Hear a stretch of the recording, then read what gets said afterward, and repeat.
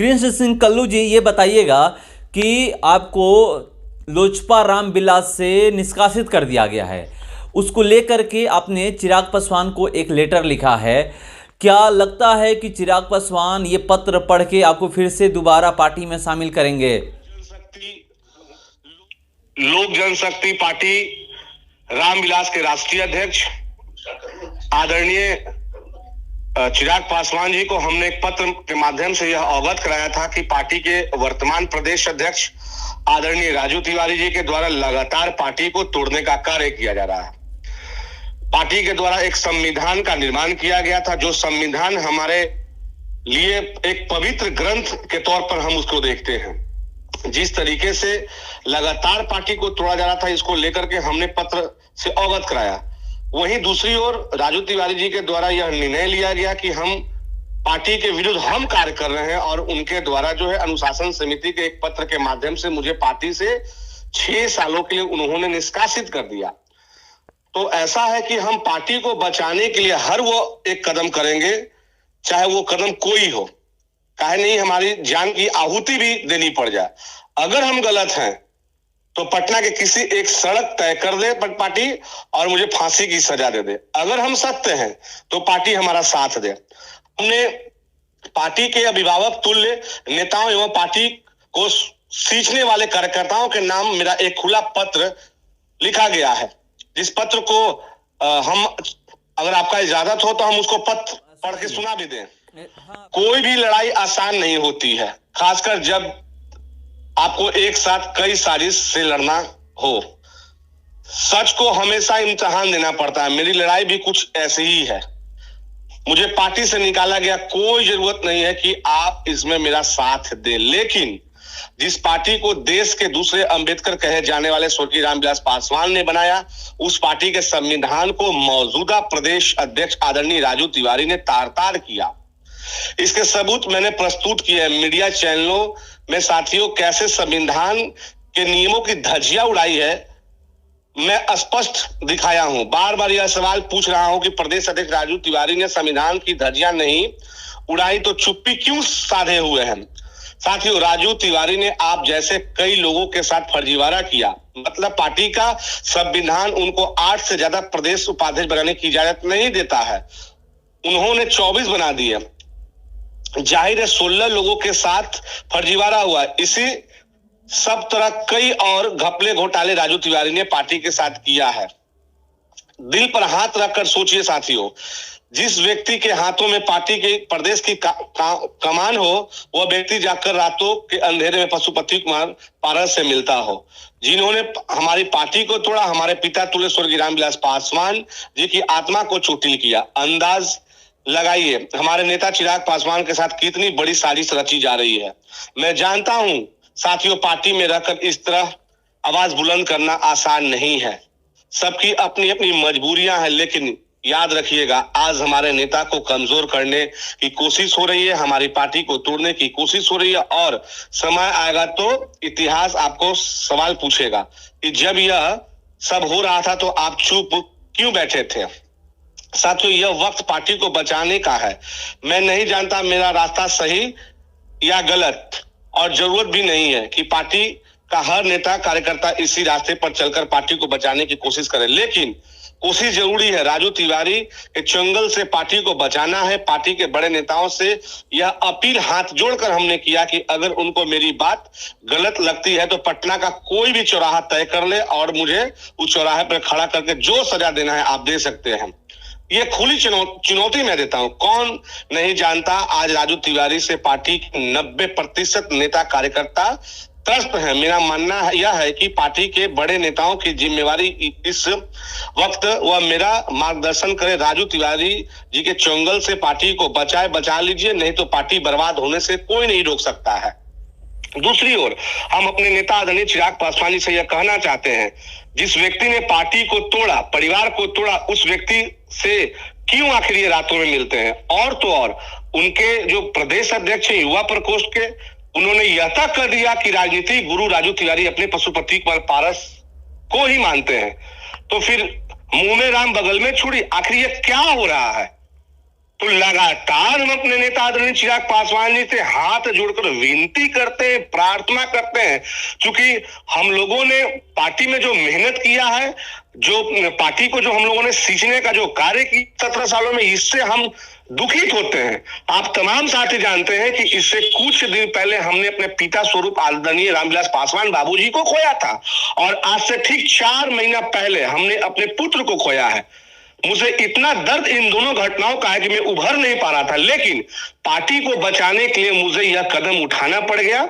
और नेता से मैं यह लगातार आग्रह कर रहा हूं, उन नेताओं से आग्रह कर रहा हूं जिन नेताओं के द्वारा यह पार्टी को बनाया गया है, कि पार्टी को समय रहते बचा लीजिए, नहीं तो राजू तिवारी कहीं ना कहीं उनका जो यह प्लान है कि पशुपति कुमार पारस जी का जो पार्टी राष्ट्रीय लोक जनशक्ति पार्टी है, उसका जो बिहार का जो इकाई है अपने पार्टी लोक जनशक्ति पार्टी का, उसको कहीं उसमें विलय तो नहीं करा दे, क्योंकि उनका मनसा ही है विलय कराना। और कहीं ना कहीं वो पशुपति कुमार पारस जी के दूत के तौर पर पार्टी में कार्य कर रहे हैं।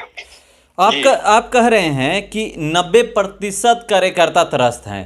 90% कार्यकर्ता में वो लोग क्यों नहीं विरोध कर रहे हैं? एक आप ही क्यों विरोध कर रहे हैं?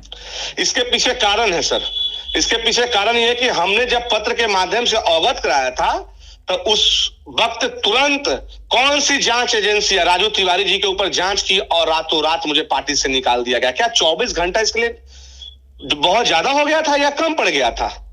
मैं न झुकूंगा, न टूटूंगा, न तोड़ूंगा, न झुकूंगा, इस बात को मैं स्पष्ट कर देता हूं आपके सामने। मैं किसी से डरने वाला भी नहीं हूं।